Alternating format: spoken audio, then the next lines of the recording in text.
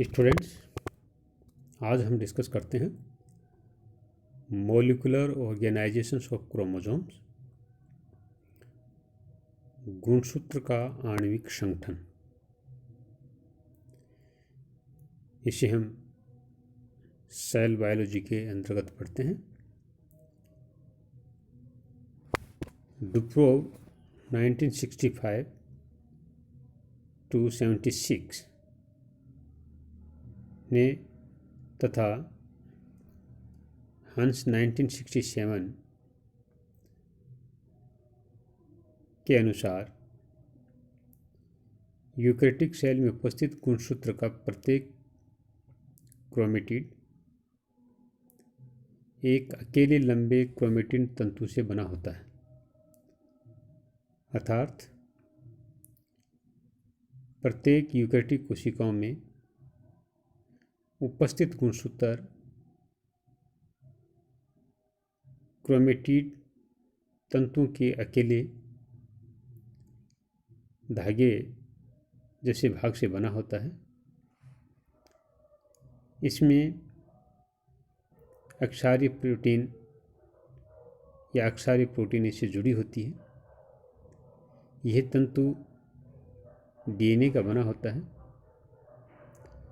चूँकि डीएनए का तंतु अक्षारीय हिस्टोन प्रोटीन से जुड़ा होता है, इसलिए ये कहा जाता है कि गुणसूत्र एक क्रोमेटिन फाइबर के द्वारा निर्मित होता है। इसलिए इस सिद्धांत को सिंगल हेलिक्स कॉन्सेप्ट के नाम से भी जाना जाता है, अर्थात सिंगल हेलिक्स कॉन्सेप्ट भी इसे कहते हैं। सिंगल हेलिक्स कॉन्सेप्ट का मुख्य तात्पर्य यह है कि गुणसूत्र एकल क्रोमेटिड तंतु के द्वारा बना होता है। यही सिंगल हेलिक्स कॉन्सेप्ट कहलाता है। क्रोमेटिन स्ट्रैंड या क्रोमेटिन तंतु की स्ट्रक्चर का अध्ययन करते हैं तो इसमें उपस्थित मॉलिक्यूलर संरचना को जब हम देखते हैं तो हम ऑब्जर्व करते हैं कि 60% इसमें प्रोटीन, 35% डीएनए, 5% आरएनए के द्वारा ये क्रोमेटिन स्ट्रैंड या ये क्रोमेटिन रज्जु बना होता है। या हम कह सकते हैं कि क्रोमेटिन रज्जु या क्रोमेटिन फाइबर या क्रोमेटिन स्ट्रैंड का मॉलिक्यूलर ऑर्गेनाइजेशन 60% प्रोटीन, 35% डीएनए तथा 5% आरएनए के द्वारा निर्मित होता है। और डीएनए के अणु या डीएनए की तंतु की चौड़ाई हम देखें तो लगभग 20 एंगस्ट्रॉम होती है या 2 नैनोमीटर तक ये चौड़ा होता है। हिस्टोन प्रोटीन के संदर्भ में हम देखें, हिस्टोन प्रोटीन एक अक्षारीय प्रोटीन होती है या एक बेसिक प्रोटीन होती है, जिसमें मुख्य रूप से अक्षारीय एमिनो एसिड्स अधिक मात्रा में पाए जाते हैं। गुणसूत्र के मॉलिक्यूलर ऑर्गेनाइजेशन का जब अध्ययन करते हैं तो हम देखते हैं कि इसमें 5 प्रकार की हिस्टोन प्रोटीन पाई जाती है। ये प्रोटीन हैं H2A, H2B, H3, H4 व H1। विभिन्न जातियों में H2A, H2B, H3 व H4 प्रोटीन लगभग समान मात्रा में पाई जाती हैं। H1 प्रोटीन भिन्न मात्रा में पाई जाती है या ये उत्तक विशिष्ट होती है।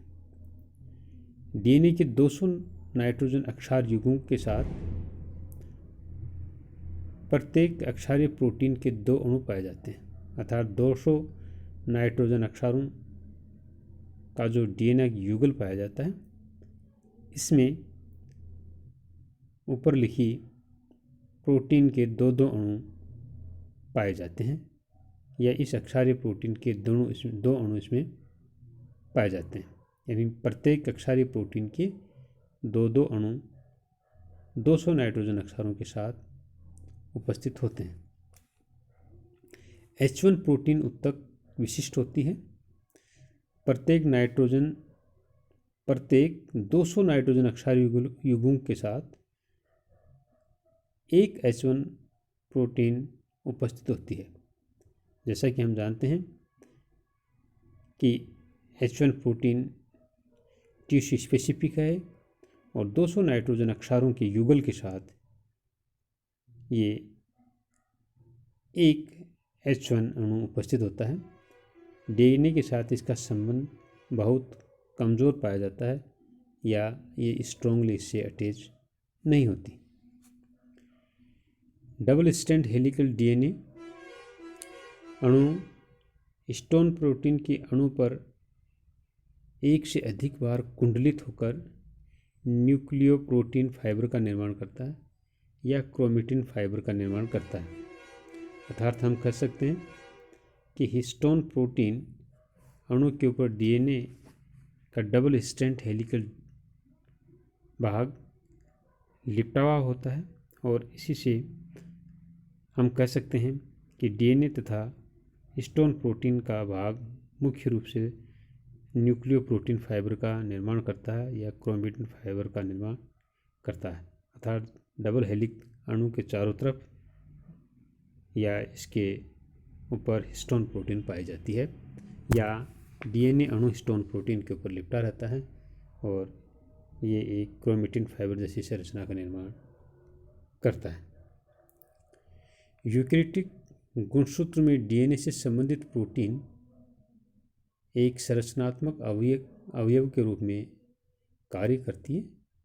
अर्थात डीएनए के साथ जो प्रोटीन पाई जाती है ये स्ट्रक्चरल वे में उपस्थित होती है। कहीं कहीं पर यह डीएनए के विशेष भागों की कार्य क्षमता को कम भी करती है। जैसा कि हम इसके डायग्राम में देखें, डीएनए का अणु हमें दिखाई दे रहा है और ये डीएनए मॉलिक्यूल्स हिस्टोन प्रोटीन के मॉलिक्यूल्स के चारों तरफ लिपटी हुई अवस्था में पाया जाता है और ये इस प्रकार से एक अणु के रूप में हमें दिखाई देता है जिसे हम न्यूक्लियोसोम के नाम से जानते हैं।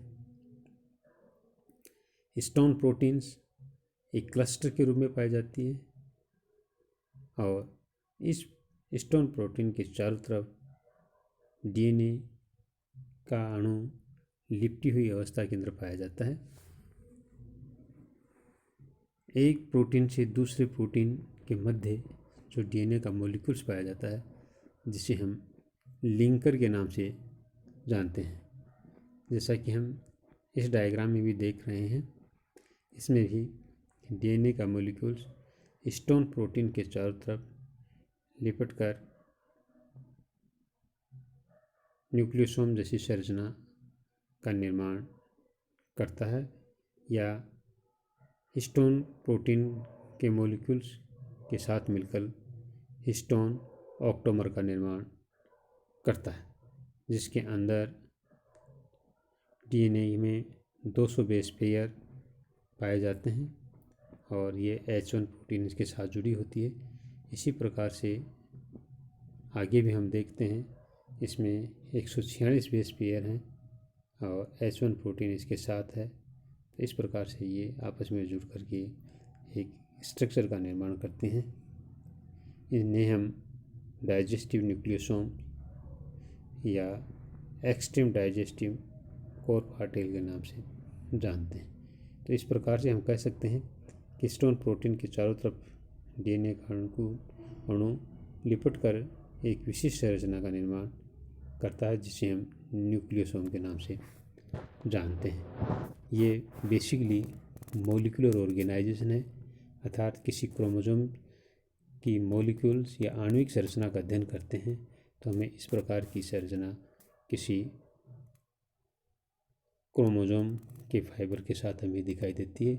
अर्थात क्रोमोसोम्स का क्रोमेटिन तंतु हिस्टोन प्रोटीन तथा डीएनए तथा आरएनए के द्वारा निर्मित होता है, जिसकी संरचना का अध्ययन हम इस प्रकार से करते हैं। धन्यवाद।